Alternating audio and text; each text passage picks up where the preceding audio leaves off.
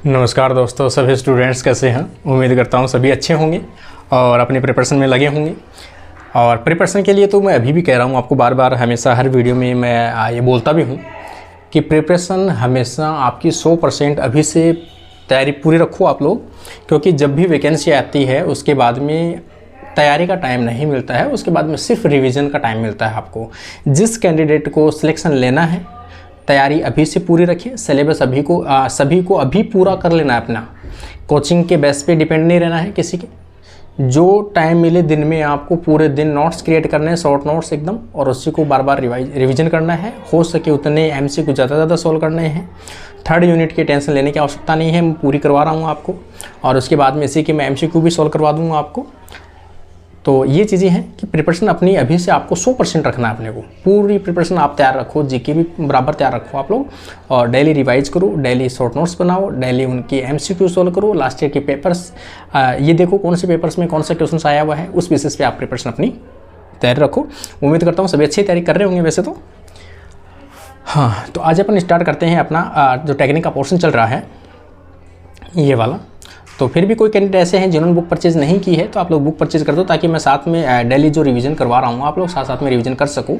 और ज़्यादा अपन नहीं कर रहे हैं, जितना टाइम मिल पा रहा है मैं उतना ही करवा रहा हूँ। एक टेक्निक, दो टेक्निक, तो आप इजी वे में आप उसको रिवीजन कर सकते हो।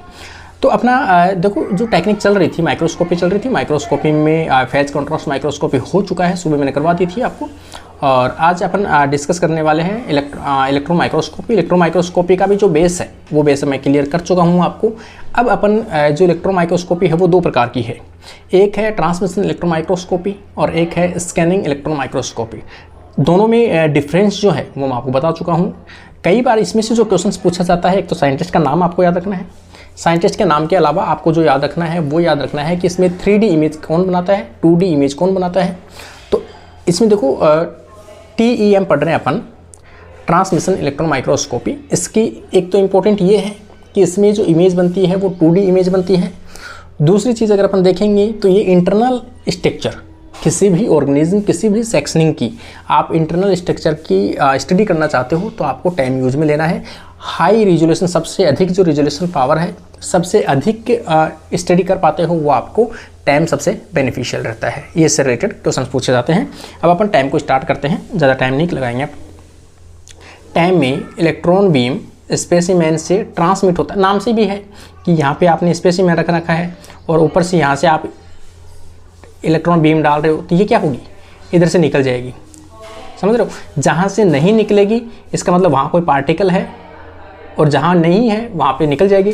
इस आधार पर ये क्या करता है, इंटरनल जो स्ट्रक्चर है उसकी इमेज है वो यहाँ पे डेवलप करेगा कि यहाँ ऐसी कोई इमेज रही होगी। समझ रहे हो, इस प्रकार से ये डेवलप इमेज करता है। तथा स्पेसिमेन या इलेक्ट्रॉन बीम का मिनिमम पोर्शन एब्जॉर्ब करते हैं, एब्जॉर्ब करेंगे, पार्टिकल होंगे वहाँ पे, तथा अधिकांश भाग जो है वो ट्रांसमिट कर दिया जाता है, मतलब आगे की तरफ ट्रांसमिट कर दिया जाता है। इलेक्ट्रॉन का कुछ पोर्शन स्पेसिमेन में प्रेजेंट एटम के द्वारा स्कैटर्ड कर दिया जाता है। ये तो अपन देखेंगे, ये बार बार अपन डायग्राम बनाएं। मैं कह रहा हूँ आपको, तीन चीज़ें हमेशा होती है। इलेक्ट्रॉन बीम यहाँ पे डाले आपने, यहाँ पहले से कोई पार्टिकल है उसके द्वारा एब्जॉर्ब कर दिया, कुछ इलेक्ट्रॉन बीम है यहाँ से स्कैटर्ड कर दिया गया, कुछ इलेक्ट्रॉन बीम जो है वो आगे निकल गई। तीन कंडीशन है, एब्जॉर्ब करेगा, आगे निकलेगा या स्कैटर्ड करेगा, ठीक है ना। तो यहाँ पे अपन वापस देखें, इलेक्ट्रॉन का कुछ पोर्शन स्पेसिमेन में प्रेजेंट एटम्स के द्वारा स्कैटर्ड कर दिया जाता है। इलेक्ट्रॉन माइक्रोस्कोपी में इमेज डेवलप करने के लिए स्पेसिमेन में कुछ पोर्शन के द्वारा इलेक्ट्रॉन के डिफरेंशियल स्कैटरिंग पर डिपेंड करता है। जो स्कैटरिंग हुई ना अभी, उनके ऊपर भी डिपेंड करता है, उनसे भी इमेज जो है वो डेवलप होती है। तो जो भी जैसे ट्रांसमिशन जो हुआ है उसको भी यूज़ में ले लो आप, और स्कैटरिंग जो हुई है उसको भी यूज़ में ले लो, उस आधार पर इमेज है वो डेवलप हो जाती है। यदि एक इलेक्ट्रॉन बीम डाली जाए और स्पेसिमेन नहीं हो, वहाँ पे स्पेसिमेन नहीं हो, तो इलेक्ट्रॉन बीम सीधे निकल जाती है, यूनिफॉर्मली ब्रिज इमेज बनती है। सीधी सी बात है, कोई स्पेसिमेन है ही नहीं तो सीधे निकल जाएगी, पास हो जाएगी, वो टकराएगी नहीं किसी से। यदि कॉलम में स्पेसिमेन रख दिया जाए, अब आपने स्पेसिमेन रखा है और इलेक्ट्रॉन बीम गुजारी जाए, तो कुछ इलेक्ट्रॉन जो स्पेसिमेन से टकराकर स्कैटर्ड हो जाएंगे, बिखर जाएंगे, सीधी सी बात है, टकराएंगे। और आगे अपन देखेंगे, जब इलेक्ट्रॉन सैंपल के कांटेक्ट में आता है तो या तो ये इलास्टिस्टिकली स्कैटर्ड होते हैं बिना किसी एनर्जी लॉस के, ठीक है ना, या इन इलास्टिकली स्कैटर्ड होते हैं, मतलब कुछ एनर्जी जो है वो एटम को दे देते हैं, ठीक है, एनर्जी देने के बाद में स्कैटर्ड होते हैं। जब इलेक्ट्रॉन स्पेसिमेन से पास होते हैं तो कुछ इलेक्ट्रॉन स्कैटर्ड तथा कुछ अनस्कैटर्ड होकर इमेज बनाते हैं। उन्हीं पे मैंने कहा ना, जो इलेक्ट्रॉन बीम टकरा रही है उसी से इमेज डेवलप हो रही है आपकी, स्कैटर्ड हो रहे हैं अनस्कैटर्ड हो रहे हैं उनके बेसिस पे। इस इमेज को फॉस्फोरेसेंट स्क्रीन ये कह सकते हैं, फॉस्फोरेसेंट स्क्रीन पर ऑब्जर्व तथा रिकॉर्ड भी किया जा सकता है, मतलब फोटोग्राफ उसकी हो सकती है। इसके द्वारा हाईली मैग्निफिकेशन इमेज है वो तैयार की जाती है। ये ऑब्जेक्ट को 2 मिलियन टाइम मैग्नीफाई करता है। देख लो इसकी कैपेसिटी कितनी है, दिखाई सकता है। इसमें 3 मुख्य पार्ट होते हैं। कौन से पार्ट होते हैं? इलेक्ट्रॉन गन, ये सबसे इंपॉर्टेंट है, जहाँ से इलेक्ट्रॉन बीम निकलेगी आपकी, जो इलेक्ट्रॉन बीम प्रोड्यूस करती है। सेकेंड आ जाएगा कंडेंसर सिस्टम, जो इलेक्ट्रॉन बीम को एक साथ पुंज बना के डालेगा, जो बीम को ऑब्जेक्ट या स्पेसिमेन पर डालता है। ऐसे आए हैं तो उनको एक साथ करके, ठीक है ना। एक है image producing system. Image producing system में जो भी स्कैटर्ड आए हैं, इलेक्ट्रॉन आए हैं, उनको कलेक्ट करना और इमेज डेवलप करना। यहाँ पे objective lens, movable specimen stage होता है और इंटरमीडिएट प्रोजेक्ट्री लेंस लगे होते हैं, जो स्पेसिमेन से गुजरने वाली बीम को फोकस करता है, जिससे रियल हाईली मैग्नीफाई इमेज बनती है। इमेज रिकॉर्डिंग सिस्टम, ये वो लास्ट वाला सिस्टम है कि आप इसका वीडियो बना सकते हो, रिकॉर्डिंग कर सकते हो कि इसमें इमेज है वो कैसी बन रही है, क्या डेवलप हो रहा है ना। अभी पसीना आ रहा, अभी लाइट गई हुई है, सीधा सा है। देखो बैटरी लगा रखी है मेरे पास में छोटी सी, इससे भी ज़्यादा गर्मी हो रखी है। आगे अपन देखेंगे कि इमेज रिकॉर्डिंग कैसे करते हो, उसके लिए क्या होता है। ये इमेज रिकॉर्डिंग को ह्यूमन आई देख सके ऐसे इमेज बनाता है, ठीक है ना। सीधी सी बात है, फोटोग्राफ मतलब जैसे अपन माइक्रोस्कोप में देखते हैं वैसी इमेज आती है कि आप आराम से उसको देख सकते हो। इसमें फ्लोरोसेंट स्क्रीन व डिजिटल कैमरा लगा होता है, डिजिटल कैमरा से आप उसकी क्लिक कर सकते हो फोटो भी, और फ्लोरोसेंट स्क्रीन होती है। एक वैक्यूम सिस्टम भी पाया जाता है, पंप गेज पाया जाता है, और एक वाल्व होता है पावर सप्लाई। ये तो कुछ नहीं है, तो आपसे रिलेटेड कोई मतलब ही नहीं इसका। इलेक्ट्रॉन का सोर्स इलेक्ट्रॉन गन होती है, जो एक वी शेप्ड टंगस्टन फिलामेंट की बनी होती है। ये तो आपको याद रखना है, इलेक्ट्रॉन जो गन है वो किसकी बनी होती है? टंगस्टन जो फिलामेंट है उसकी बनी होती है। वेरी वेरी इंपॉर्टेंट है, ऐसे क्वेश्चन सीधे आते हैं ये। इसके लिए लेंथेनम हेक्साब्रोराइड है ना, हेक्साबोराइड मटेरियल भी यूज में लिया जाता है। कई बार अगर ऑप्शन में हो टंगस्टन ना दिया जाए फिलामेंट आपको, और इसकी जगह दूसरा ऑप्शन दे दिया जाए, तो भी आपको याद रखना क्या है यहाँ पर, लेंथेनम हेक्साबोराइड जो मटेरियल है वो भी यूज में ली जा सकती है इलेक्ट्रॉन जनरेट करने के लिए, इलेक्ट्रॉन बीम जनरेट करने के लिए ना, यूज में ली जा सकती है। सोर्स ऑफ बीम, ठीक है ना, टंगस्टन फिलामेंट आ गया, हीट इसको गर्म किया जाता है, जिसके कारण से इसमें इलेक्ट्रॉन जो है वो निकलता है। कितना वोल्टेज? 200 किलो वोल्टेज का। लेंस, इलेक्ट्रोमैग्नेटिक लेंस लगे होते हैं। लेंस का तो आपको याद रखना है, पहले आपने स्टार्ट किया था वीडियो, लास्ट वाला वीडियो बनाया था सुबह वाला, मैंने उसमें बताया था कि इसमें इलेक्ट्रोमैग्नेटिक जो लेंस होते हैं वो यूज में आते हैं। यहाँ पे एक देखेंगे अपन, जैसे मान लो किसी भी स्पेसिमेन की अपन नॉर्मल जैसे माइक्रोस्कोप अपन देखते हैं, लोकल माइक्रोस्कोप जो आपकी क्लास में 11th 12th में और बीएससी लेवल पे भी आप क्या करते हो, अपने स्पेसिमेन कटिंग करते हैं, स्टेम की कटिंग करते हैं। तो आपको जो टीचर होता है वो ये बताता है कि जिसकी जितनी थिन कटिंग होगी उसकी स्ट्रक्चर उतनी ही क्लियर दिखाई देती है। सेम मेथड यहाँ पे लगता है इलेक्ट्रॉन माइक्रोस्कोपी में, जिसकी स्लाइड, जिसकी सेक्शनिंग उतनी थिन होगी उतना ही उसका रिजल्ट बेटर आता है, बेटर रेजोल्यूशन आती है, बेटर इमेज दिखाई देती है। तो यहाँ पर भी सेक्शनिंग पतली होनी चाहिए, एकदम थिन पतली होनी चाहिए, ठीक है ना। यहाँ पे अपन देखेंगे सैंपल बहुत अधिक पतला काटा जाता है, इसमें ब्लैक एंड वाइट इमेज बनती है, नॉट कलर्ड। एक चीज़ याद रखना भाई, इसमें कलर्ड इमेज डेवलप नहीं होती है ट्रांसमिशन इलेक्ट्रॉन माइक्रोस्कोपी में, ये यहाँ पे याद रख लेना, वेरी इंपॉर्टेंट है। इसमें एयर सील्ड वैक्यूम पाया जाता है, वैक्यूम लगा होता है।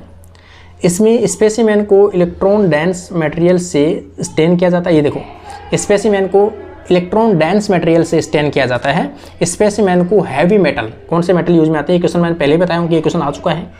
कौन से मेटल जो होते हैं जिनसे स्पेसिमेन को कवर किया जाता है, स्टेन किया जाता है, तो यहाँ पर हैवी मेटल है, जैसे यूरेनियम से किया जाता है, लीड से किया जाता है, सॉल्यूशन में इमर्ज्ड किया जाता है, मतलब इनका सॉल्यूशन होता है, किसका सॉल्यूशन होता है, यूरेनियम का और लीड का सॉल्यूशन होता है, इसी में इसको स्टेन किया जाता है। यूज ऑफ टाइम, देखो इसमें से क्वेश्चंस जो आए हैं वो मैं बता देता हूँ आपको। इसमें से कई चीज़ें तो मैंने ऐसी लिखी है जो मुझे ऐसा लगा कि एग्जाम में क्वेश्चंस पूछे गए हैं, वो चीज़ें मैंने इसमें इंक्लूड की है। यूज ऑफ टाइम, इसके द्वारा स्पेसिमेन की 2D स्ट्रक्चर बनती है। देखो ये स्ट्रक्चर सबसे इंपॉर्टेंट, वेरी क्वेश्चन हर बार एग्जाम पूछा जाता है कि 2D स्ट्रक्चर कौन से माइक्रोस्कोप से डेवलप की जाती है, तो ट्रांसमिशन इलेक्ट्रॉन माइक्रोस्कोपी से तैयार की जाती है। 2D ट्रांसमिशन TT से याद रख लेना, ठीक है ना, TEM और 2 स्ट्रक्चर 2 ठीक नहीं, यहाँ से याद रख लेना आपको, तो 2 से की जा सकती है। इसमें टाइम में 2D इमेज बनती है। इसमें स्पेसिमेन की वेरी थिन स्लाइस की स्टडी की जाती है। टाइम के स्पेसिमेन की इंटरनल स्ट्रक्चर की स्टडी की जाती है। ये वेरी इंपॉर्टेंट है, मैंने बता दिया आपको। इंटरनल स्ट्रक्चर की एनाटॉमिकल स्ट्रक्चर आप देखना चाहते हो तो आपके सबसे बेस्ट है ये। इसमें स्पेसिमेन या सेक्शन में प्रेजेंट मॉलिक्यूल या ऑर्गेनल्स की पोजीशन, शेप आदि की स्टडी की जा सकती है। इंटरनल पूरी स्ट्रक्चर कर सकते हो आप, स्टडी कर सकते हो। एक ये इंपॉर्टेंट है जो बता रहा हूँ मैं आपको, इसमें ब्लैक एंड वाइट की इमेज बनती है भाई, ये वेरी इंपॉर्टेंट है। इसमें स्पेसिमेन की इमेज का फोटोग्राफ व रिकॉर्डिंग की जा सकती है। इसके द्वारा स्पेसिमेन की highly magnified sharp image develop की जाती है। इसमें वेरी स्मॉल स्पेसिमेन को भी स्टडी की जा सकती है। ये इसका हो गया। अब अगला अपना जो है वो कौन सा आ जाएगा, scanning electron microscopy. Scanning electron microscopy, इसके नाम से भी है कि आपके, मैंने पहले भी आपको हालांकि बता चुका हूँ मैं, ये कोई स्पेसिमेन ऐसा का ऐसा है बाहर ऐसे वाला, और आप इसकी स्ट्रक्चर की स्टडी करना चाहते हो तो इसको पूरी जो स्ट्रक्चर मोर्फोलॉजी उसी को आपको क्या करना है, स्कैन करना है। और इसी के ऊपर डायरेक्ट क्या डालनी है, बीम डालनी है। यहाँ इलेक्ट्रॉन बीम डालोगे तो यह स्कैटर्ड होगी इस प्रकार से, तो जहाँ जहाँ डिफरेंस आएगा वहाँ पूरी इमेज बनेगी। इस आधार पर स्कैटर्ड होगी और उसी आधार पर जो मॉर्फोलॉजी है, आउटर स्ट्रक्चर है, वो पूरी आप इसकी स्टडी कर सकते हो। और जो इमेज बनेगी यहाँ पर कौन सी बनेगी, 3D इमेज जो है वो डेवलप होती है किसके, स्कैनिंग इलेक्ट्रॉन माइक्रोस्कोपी के द्वारा। इसमें देखोगे सैम के द्वारा स्पेसिमेन की सरफेस की स्टडी की जाती है, आउटर मॉर्फोलॉजी की स्ट्रक्चर की जाती है। इसमें सैंपल को फिक्स्ड, ड्राई तथा हैवी मेटल जैसे गोल्ड, मिक्सचर ऑफ गोल्ड और पैलेडियम की लेयर की कोटिंग की जाती है। देखो ये है सैम की, अगर आप आउटर स्ट्रक्चर की स्टडी करना चाहते हो तो उसको किस चीज़ से कवर करोगे, तो यहाँ पर गोल्ड है, मिक्सचर ऑफ गोल्ड है और पैलेडियम है, उसके द्वारा उसको कोटिंग की जाती है। इसके बाद स्पेसिमेन को बहुत पतली इलेक्ट्रॉन बीम के द्वारा स्कैन किया जाता है, इलेक्ट्रॉन बीम डाली जाती है। इन इलेक्ट्रॉन बीम के कारण से स्पेसिमेन के मॉलिक्यूल एक्साइट होते हैं, एक्साइट होकर सेकेंडरी इलेक्ट्रॉन रिलीज करते हैं। जैसे आप टकराएंगे, टकराते उनसे क्या बनेंगे, इलेक्ट्रॉन जो निकलेंगे वो कौन से होंगे, सेकेंडरी इलेक्ट्रॉन होंगे। ये आपको याद रखना भी, जो सैम है इसमें किसकी रीडिंग की जाती है, सेकेंडरी जो इलेक्ट्रॉन है उनको डाटा, उनके जो कलेक्ट किया जाता है उनसे इमेज डेवलप होती है सेकेंड, ठीक है ना, होकर सेकेंडरी इलेक्ट्रॉन रिलीज होते हैं जिनको डिटेक्टर के द्वारा कैप्चर करके स्पेसिमेन के सरफेस की इमेज डेवलप की जाती है। तो याद रखना आपको, सैम में स्पेसिमेन की मॉर्फोलॉजी की जो स्ट्रक्चर है वो डेवलप करने के लिए सेकेंडरी इलेक्ट्रॉन्स यूज में लिए जाते हैं। उसमें कौन से आते हैं, स्कैटर्ड। इसके द्वारा स्पेसिमेन की 3D इमेज तैयार किया जाती है। वेरी वेरी इंपॉर्टेंट, ये सभी लाइन वेरी वेरी इंपॉर्टेंट है। जब स्पेसिमेन के डिफरेंट पार्ट सेकेंडरी इलेक्ट्रॉन की डिफरेंट अमाउंट जनरेट करते हैं, जिससे स्पेसिमेन की डिफरेंट एरिया की इमेज बनती है, ठीक है ना। सेकेंडरी इलेक्ट्रॉन जगह जगह से अलग अलग निकलेंगे, वो कहीं गड्ढा है, कहीं ऊपर है, सरफेस तो बराबर होगी नहीं, किसी भी स्पेसिमेन के आप देख रहे हो तो थोड़ा सा डिफरेंस होगा। उसी प्रकार से सेकेंडरी इलेक्ट्रॉन जनरेट होंगे और उनकी जो सेकेंडरी इलेक्ट्रॉन जनरेट होने की जो स्पीड है, उनको कैप्चर डिटेक्ट कर रहा है, उस आधार पर इमेज है वो डेवलप होती है। स्पेसिमेन के जिस एरिया से सेकेंडरी इलेक्ट्रॉन की मात्रा ज़्यादा होती है वो एरिया ब्राइट दिखाई देता है, याद रखना है ना। इस सेम की रिजोल्विंग पावर कम होती है, ये मैंने आपको पहले ही बताया है। सबसे ज़्यादा जो रिजोल्विंग पावर होता है वो टाइम की होती है, टाइम के कंपेयर सैम की हमेशा कम होती है। वेरी वेरी इंपॉर्टेंट है, दोनों में डिफरेंस याद रखना भी। सैम की रिजोल्विंग पावर कम होती है, लिख लेना, क्योंकि इसमें स्पेसिमेन की मोटाई अधिक होती है, मेटल से कोटेड होता है, इसलिए सीधी सी बात है इनकी रिजोल्विंग पावर लगभग 10 नैनोमीटर होती है, जबकि उसकी कितनी होती है, 0.2 नैनोमीटर होती है। टाइम से काफ़ी कम है।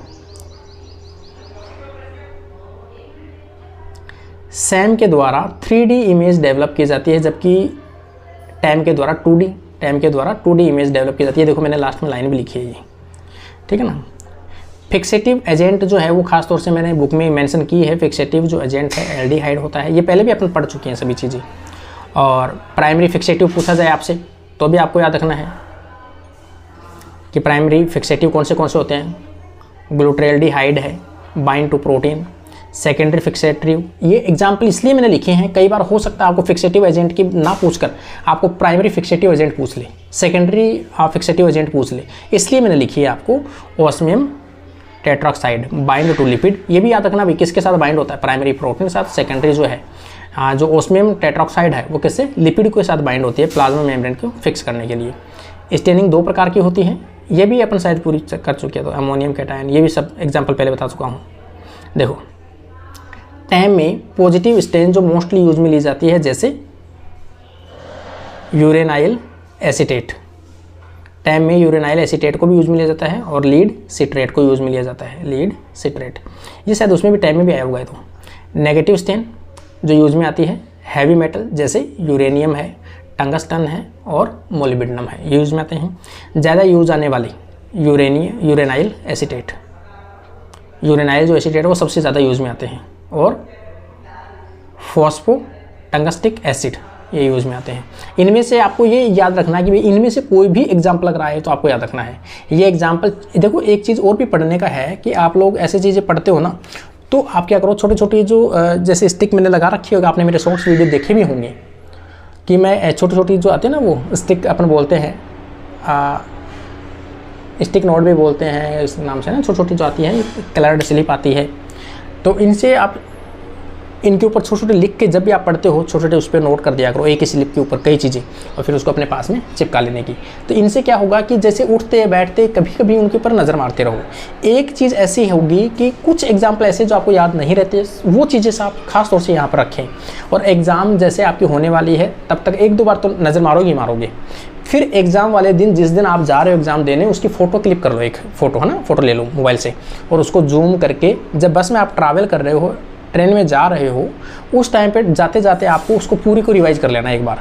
और मैं कह रहा हूँ जैसे मैं भी अभी असिस्टेंट प्रोफेसर में भी ये बनाता हूँ, मैं तो हर एग्ज़ाम में बनाता हूँ हालांकि, तो इस बार भी मैंने इतने अच्छे से बनाए मैंने कि असिस्टेंट प्रोफेसर बहुत से क्वेश्चन मेरे को यूँ के यूँ मिले हैं जो मैं रिवाइज़ इसमें लास्ट पे मैंने रिवाइज़ किया था। होटल में जब रुका था उस टाइम पे मैं इनको जरूर रिवाइज़ करता हूँ एक बार। तो ये क्वेश्चंस मेरे को यूँ के यूँ मिले, एकदम मतलब करेक्ट होते हैं, ये मिस्टेक कभी नहीं होती। इसलिए आप भी इस मेथड को थोड़ा सा फॉलो करें। जब भी आप पढ़ रहे हो आज ही से आपको ये छोटी छोटी चीज़ें क्लियर कर लेनी है। अब तो शायद आगे वाला चैप्टर आ गया होगा। हाँ, अगली टेक्निक तो अपन अगली क्लास में ही डिस्कस करेंगे। यहाँ पर कॉन्फोकल माइक्रोस्कोपी है, ठीक है ना। तो आज के लिए तो अपनी क्लास यहीं कंप्लीट होती है। जो टेक्निक मैंने आपको बताई है वो याद रखना। फिर भी मैं इनके कोई भी डाउट होंगे तो आपको कमेंट सेक्शन में मैं भी डाल दूँगा। अगर मुझे कुछ और भी इसमें कुछ याद आ रहा है, शायद कुछ मिस हुआ है कुछ, तो अभी मैं कमेंट सेक्शन में जाके वहाँ पे डाल दूँगा, वो भी आप लोग ज़रूर रीड कर लेना। तो आज के लिए अपनी क्लास यहीं कंप्लीट। और कैसी लग रही है आप लोग क्लास, जरूर डेली रेस्पॉन्स आप लोग जरूर दिया करो ताकि मुझे मोटिवेशन मिलता रहे। क्योंकि मैं भी देखो इस सभी कंडीशन को छोड़कर आप लोगों के लिए डेली बनाता हूँ ताकि आप लोग वेट कर रहे होंगे। मुझे ऐसा महसूस होता है, चाहे भले ही नहीं कर रहे होंगे, लेकिन मुझे ऐसा लगता है कि शायद हो सकता है 10 बच्चे भी अगर वेट कर रहे हैं तो भी काफ़ी ये बनाना ज़रूरी है मेरे लिए, ठीक है ना। तो आज के लिए अपनी क्लास यहीं कंप्लीट होती है। Thank you friends.